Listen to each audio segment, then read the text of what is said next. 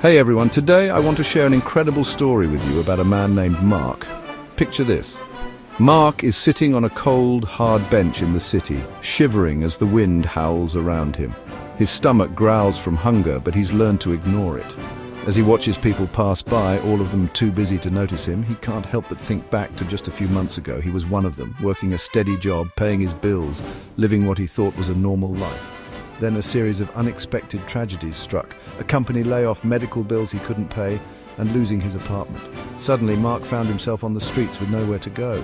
At first he begged for money, but people barely looked at him. The rejection was painful, but what hurt even more was the feeling of being invisible. One day, while searching for food in a dumpster, Mark came across an old tattered newspaper. On the front page was a story about a self-made millionaire who had once been homeless. The article described how the man had turned his life around through education and persistence. Mark read every word, his heart pounding. If that man could do it, why couldn't he? The next morning he walked into a public library, the only place where he could sit without being forced to leave.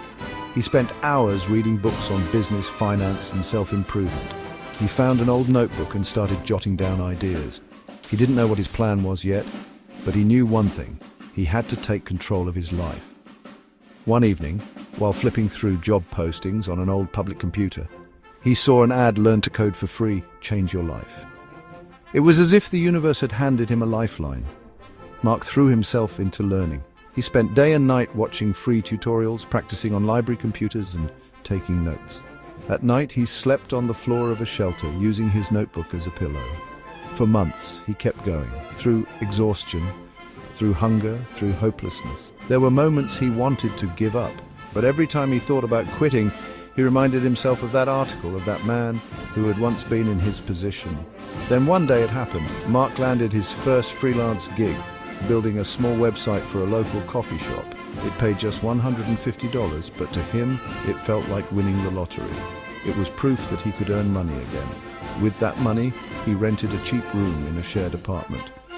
He kept learning, kept improving his skills, and kept working. More clients came. Soon he was making more than he ever had before. 1 year later, Mark was no longer just a homeless man trying to survive. He was a self-taught software developer running his own six-figure tech business.